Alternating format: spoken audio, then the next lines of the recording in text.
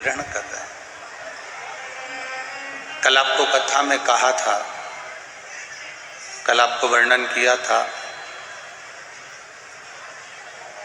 कि राजा नल और दमयंती ने एक दूसरे के बारे में सोचा, विचारा, सुना और जो सुना उन्होंने वो पा भी लिया। राजा नल ने दमयंती के बारे में श्रवण किया तो दमयंती को पा लिया और दमयंती ने राजा नल के बारे में श्रवण करा तो राजा नल को पा लिया।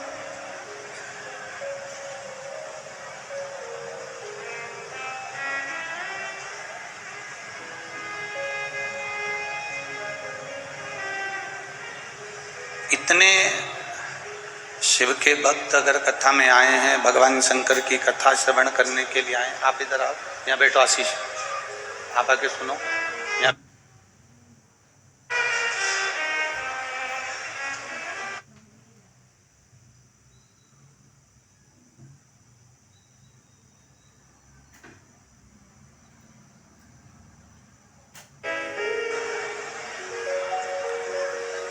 नल दमयंती, राजा नल ने दमयंती के बारे में पूछा, सुना और दमयंती ने राजा नल के बारे में सुना।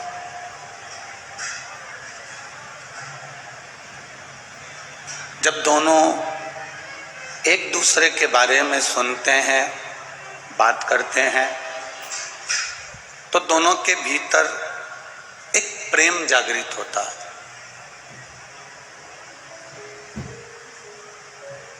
और दोनों के भीतर जब एक प्रेम जागृत हो जाता है, करुणा, एक वात्सल्यता, एक स्नेह जागृत हो जाता है, तो राजा नल दमयंती को प्राप्त कर लेते हैं और दमयंती राजा नल को प्राप्त कर लेते हैं। बस मेरे राम जी महाराज ने शबरी अम्बा को भी यही कहा है।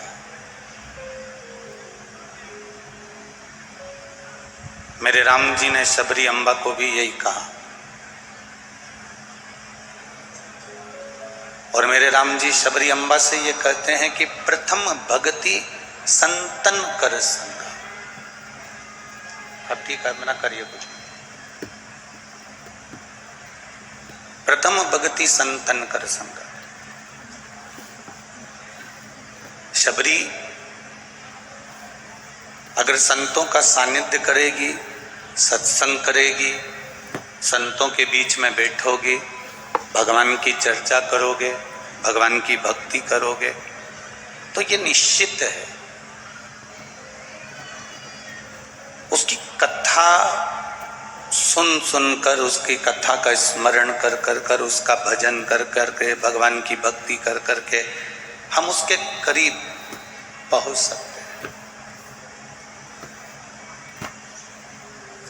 हम उसके नजदीक पहुंच सकते हैं। तो प्रथम भक्ति सत्संग कर संगा। अगर आपने सत्संग किया है, बैठकर कथा सुन रहे हो, टीवी के कने बैठकर, टीवी के सम्मुख बैठकर, मोबाइल पर या इस कथा पंडाल में बैठकर आपने कथा का रस तत्व ग्रहण किया है, तो उसका फल ये होता है कि शबरी ने सत्संग किया तो उसे राम जी का दर्शन हुआ और आप भी शिव जी का सत्संग कर रहे हो तो एक दिन शंकर भगवान का दर्शन आपको भी जरूर होगा, ये निश्चित है।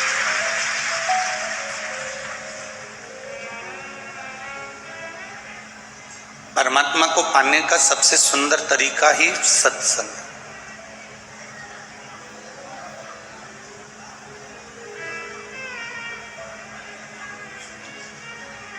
भगवान ने जब मृत्यु लोक में भेजा,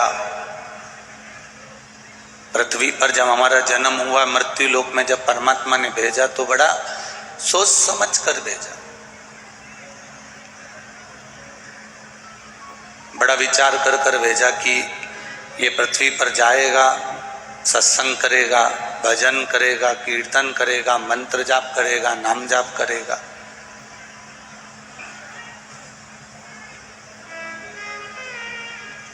कितना समझाकर, कितना बोलकर हमें नीचे भेजा गया था। उसके बाद भी हम वहाँ से तो बोल कर आए थे कि हम भजन करेंगे भजन करेंगे भजन करेंगे, पर यहाँ आने के बाद हम फिर वापस वही भोजन में लग गए और भजन हमारा गायब हो गया।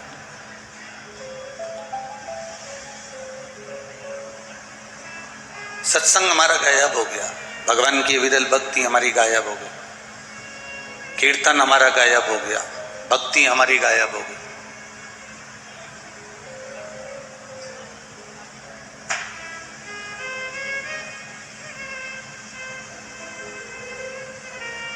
कल किसी ने एक प्रश्न लिखकर भेजा था सीहोर ऑफिस में व्हाट्सएप पर कि गुरुजी से पूछना कि भगवान का पशुपति जो व्रत होता है तो वो तो पशुओं के लिए होना चाहिए, फिर ये मनुष्य पशुपति व्रत क्यों कर रहे हैं?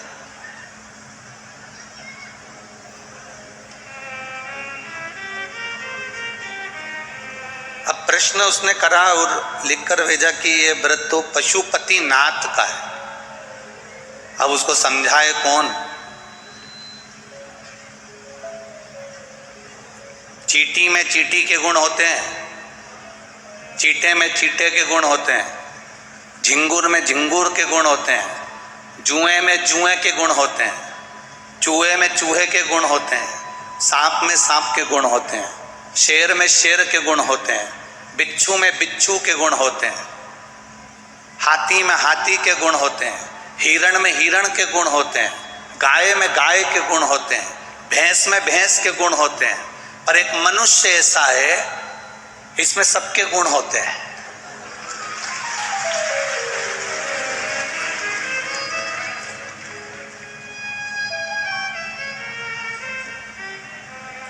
चौरासी लाख योनियों में सबसे आखिरी की योनि है मनुष्य की। इससे पहले वो जुआ भी बनाए, इससे पहले वो चींटी बनाए, इससे पहले वो झिंगुर बनाए, इससे पहले वो सांप बनाए, इससे पहले वो शेर बनाए, इससे पहले वो गीदड़ बनाए, इससे पहले वो चीता बनाए, इससे पहले वो हाथी बनाए, इससे पहले वो सांप बनाए।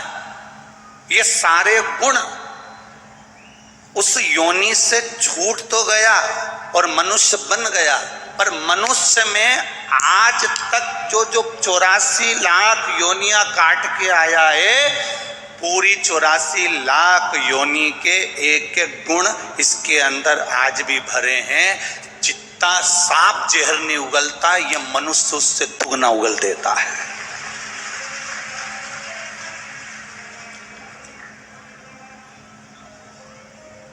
जितना शेर नहीं खाता उतना ये मनुष्य दुनिया का प्रॉपर्टी, धन दौलत, दूसरे का पड़ा हुआ मोबाइल मिल जाए, अंगूठी मिल जाए, चेन मिल जाए, सामान मिल जाए, पूरा खा जाता है।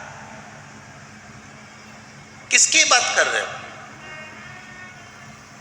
जिसने प्रश्न किया उसने कहा कि पशुपति व्रत तो केवल पशुओं के लिए होता है। तो अश्व महापुराण की कथा कहती है 84 लाख योनियां काटते काटते मनुष्य की योनि में आए हो, और मनुष्य की योनि में ये सारे गुण जितने जीव जंतु के हैं, पशुओं के हैं, पक्षियों के हैं, ये सारे गुण तुम्हारे अंदर भरे हुए हैं। इसलिए पशुपति नाथ का व्रत जब मनुष्य करता है तो उसके पूर्व की जितनी योनियां निकली हैं, उसके गुण जो इसके अंदर भरे हुए हैं, वो गुण इसके समाप्त होते हैं और भगवान फिर इसका हाथ पकड़कर इसका कल्याण कर देता है। कई लोग कहते हैं ये सीहोर वाले महाराज का निकाला हुआ व्रत है, हमने शिव पुराण पढ़ ली, हमने इतनी सारी पुराण पढ़ ली, हमको कहीं से पशुपति व्रत नहीं मिला, ये तो सीहोर वाले ने निकाल दिया ना जाने कहां से। ईमानदारी की बात बोलना, इतने सारे पंडाल में लोग बैठे और इतने लोग आस्था चैनल पर सुन रहे हैं, इतने लोग फेसबुक यूट्यूब पर सुन रहे हैं, इतने सारे लोग मोबाइल पर सुन रहे हैं, ऐसा कोई व्यक्ति नहीं होगा जिसने पशुपति व्रत नहीं करा होगा, और ऐसा कोई व्यक्ति नहीं होगा जिसने पशुपति व्रत करा और भोलेनाथ ने सुना नहीं होगा। सबकी सुनी तब लोग कर रहे हैं। ये उसके भीतर की जो पशुता है, उसके भीतर में जो पूर्व में जो कर्म कर कर आया है, 84 लाख योनियां काटते काटते काटते काटते जो मनुष्य की देह में आया है, और पूर्व का जो गुण उसके अंदर भरा हुआ था, ये व्रत करने से वो उसके पुराने गुण अवगुण सारे के सारे समाप्त होते चले गए, और उसने भगवान शंकर की भक्ति कर कर शिव जी ने उसका हाथ पकड़ लिया और उसका कल्याण मेरे भोलेनाथ ने कर दिया। ये शिव की कृपा से हुआ।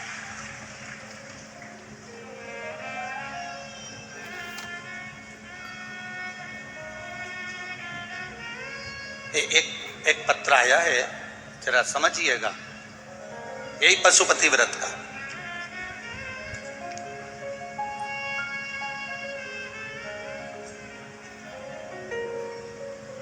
मेरा नाम रेखा पांडे है और मेरे पति का नाम मनोज कुमार पांडे है। ग्राम लुलटपुर, पोस्ट केथोली, जिला मैनपुरी। लुलटपुर है ये, ग्राम लुकटपुर है कि लुलटपुर है, पोस्ट केथोली, जिला मैनपुरी से आई हूं। कहीं बैठी हैं? कहीं बैठी हो तो हाथ हिला सकती हैं। अगर कहीं बैठी हो तो दोनों हाथ ऐसे एक बार हिला दें तो दिख जाएंगे। मेरा नाम रेखा पांडे, मेरे पति का नाम मनोज कुमार पांडे। पत्र आप टीवी पर भी पढ़ सकते हो, एलईडी पर पढ़ सकते हो, मोबाइल पर पढ़ सकते हो। मैनपुरी से आई हूं, लुलटपुरा, पोस्ट केंथोली, जिला मैनपुरी से हूं। मेरे स्तन कैंसर की गठान हो गई थी, जिसका डॉक्टर बोले कि इसका ऑपरेशन करना पड़ेगा। जब चेस्ट का कैंसर हो गया, ऑपरेशन की तारीख दे दी। लखनऊ में मेरा मेडिकल हॉस्पिटल में ऑपरेशन कराया गया। ऑपरेशन होने के बाद भी वो कैंसर समाप्त नहीं हुआ, दोबारा से फिर हो गया। दोबारा से फिर वापिस डॉक्टर ने रेडियोथेरेपी करने का बोल दिया और वापिस वो कैंसर, चेस्ट का, स्तन का कैंसर वापिस आ गया। तब हम दिखाने के लिए यहाँ से दिल्ली के लिए रवाना हुए, तो गाड़ी में फाइल रखी हुई थी। वो फाइल हमारी यमुना एक्सप्रेस वे पर से हम जा रहे थे और थोड़ी देर के लिए कहीं रुके थे और हमारी फाइल कहीं गिर गई। उसमें हमारे 10,000 रुपये भी रखे हुए थे। बैग पूरा की पूरा कहीं चले गया, मिल नहीं पाया, दिल्ली जाना था। अब हम बैग को ढूंढने के लिए जब पहुंच गए, तब हमारे ध्यान में आया कि बैग तो हमारा कहीं छूट गया। अब दिल्ली में पहुंचने के बाद बैग का क्या करते, कहाँ ढूंढते? वापिस आ गए, फाइल नहीं, दिखाएं क्या डॉक्टर को? पुनः वापिस आए, ढूंढते ढूंढते परेशान हो गए, पर नहीं मिला। तब मैंने बाबा भोलेनाथ जी से कहा कि आपका पशुपति व्रत करा है, फाइल भी मिलना चाहिए, पैसे भी मिलना चाहिए, हम दिखाने जा रहे थे, आपने मेरी फाइल क्यों ले ली? बाबा, हम क्या वर्णन करें, गाड़ी के अंदर ही एक शुकलाल नाम का व्यक्ति का फोन आया, जिसका फोन, शुकलाल नाम का व्यक्ति का फोन था, जो महाराष्ट्र से था। उस व्यक्ति ने हमको फोन कर कर बोला कि आपका एक बैग मिला है जिसमें आपकी फाइल है, आपके 10,000 रुपये रखे हुए हैं और कुछ रिपोर्टें रखी हुई है। ये फाइल, ये बैग हम आपको दे देते हैं। वो शुकलाल व्यक्ति से हमारा मिलना हुआ, उसने हमें दूसरे हॉस्पिटल में जांच कराई और जांच कराई तो बाबा की ऐसी कृपा हुई कि मेरा कैंसर समाप्त हो गया। मैं बाबा को प्रणाम करने के लिए, अब वो फाइल किसने ली, वो शुकलाल कौन था ये नहीं मालूम, पर बाबा ने मेरी फाइल लेकर मेरे कैंसर को समाप्त कर दिया। मैं बाबा को यहाँ निवेदन करने के लिए, प्रणाम करने के लिए आया। ये शिव तत्व, योग, एक भरोसा, एक विश्वास, एक तुम्हारी दृढ़ता, तुम्हारा किया गया सत्संग जो तुम कर रहे हो,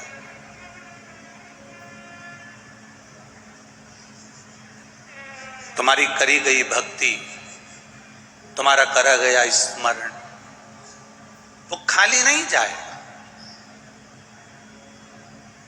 शास्त्र कह रहा है कि तुमने जो सत्संग किया है, तुमने जो भजन किया है, तुमने जो कीर्तन किया है, तुमने जो मंत्र जाप किया है, वो तुम्हारा साधारण नहीं है। वो तुम्हारा साधारण नहीं है। उस मंत्र जाप का बल, वो बार बार गिर जाएगा, रहने दो, उठा के एक साइड रख दो। तुम्हारे मंत्र जाप का बल तुम्हारा स्मरण, तुम्हारी भक्ति, तुम्हारा विश्वास, तुम्हारी दृढ़ता तुम्हें परमात्मा के करीब लेकर जाती।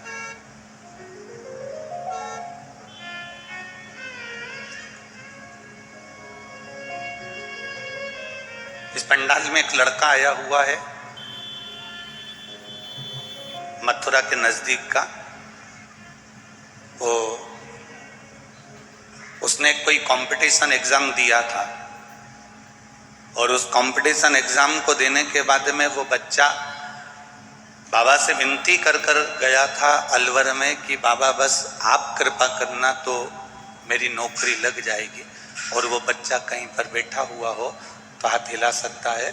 उस अलवर में कथा के पंडाल में प्रार्थना कर कर गया था और कहकर गया था, सियोर वाला महाराज बोलता है 3 महीने में तू सुनता है, पर मेरा रिजल्ट जल्दी आने वाला है, संभाल तू लेना। और बाबा ने उसको नौकरी दी है, बाबा ने सरकारी नौकरी उसको प्रदान करी। ये शिव तत्व,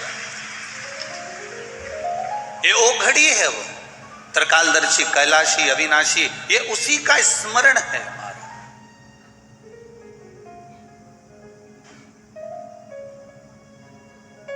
आपने जो भक्ति करी, आपने जो भजन किया,